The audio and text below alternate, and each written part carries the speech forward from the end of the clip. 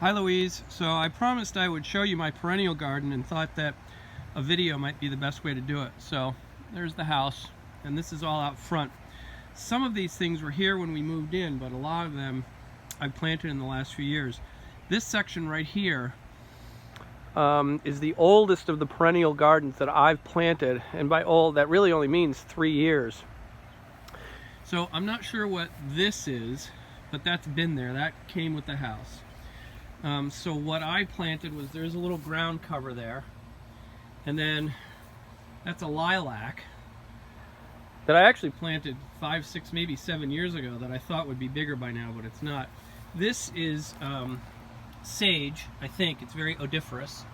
This is a variety of milkweed, and those milkweeds that I planted last year didn't do so well. That's why he's all by himself. But when he gives pods, or she, I plan on planting them all around to fill out. I'm not sure what these are. This whole garden was intended to be a butterfly garden, so a lot of these are attractors for butterflies. Like I say, I'm not sure what that orange thing is. All back there, we've got black-eyed Susans and maybe some other things. I think they're all black-eyed Susans. This is a foxglove that I just planted last week, and obviously that's a perennial.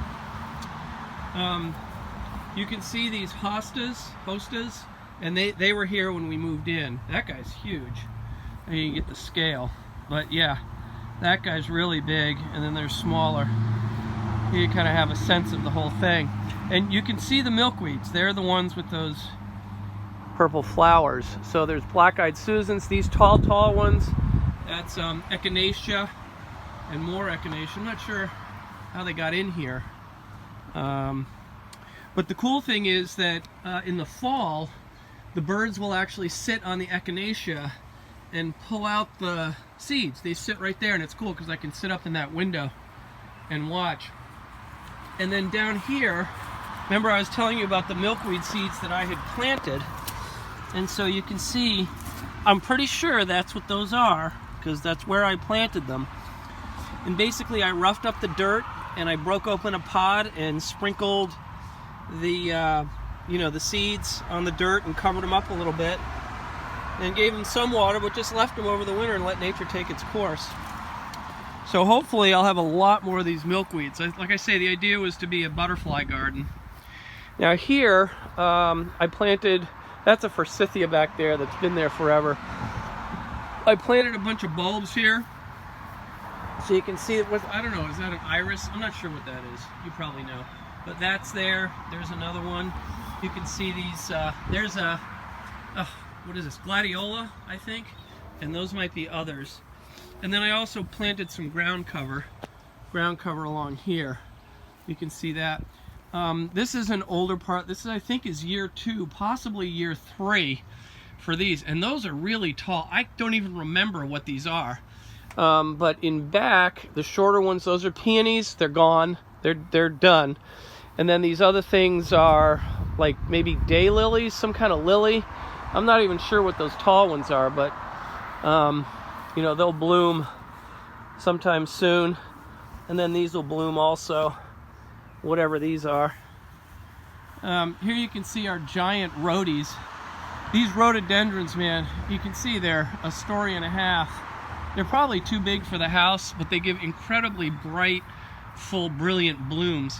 Now this is another set of perennials, and you can see there, I think those are daylilies, gladiolas in the back. I'm not sure what those tall ones, bottle brush, maybe? I don't even remember. Like I say, I just grabbed boxes of bulbs off the shelf, and there's a little azalea down there. That was here when we moved in. Here's the other rhodie, and there's Karen. I'm giving a tour of our perennial garden for Louise.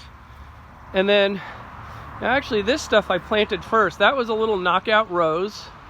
And as you can see, it's doing very well. It's large. That's a forsythia that I pulled up from over on the other side and planted here. And then here, down here, we've got, there's actually, although they didn't do well this year, but this is where I put Easter lilies. I put them in. I think those tall ones are black-eyed Susans. And then these are actually fake mums. Usually our Easter lilies do great, but deer or something ate them all this year. Usually our Easter lilies do great for the ones after church. Yeah. We planted here, but right here. Yeah, you can see one down there. Yeah, they got eaten. That's what it was. I guess we do actually have deer, finally. But anyway, these are perennial mums. They're not true mums, but they look a lot like mums, and they're perennials, and they self-propagate pretty well. And then those are black-eyed Susans. So, and then at some point I got to put something in that space there. So, anyway, that's the perennial garden. All right, so hope you got some good ideas, and God bless.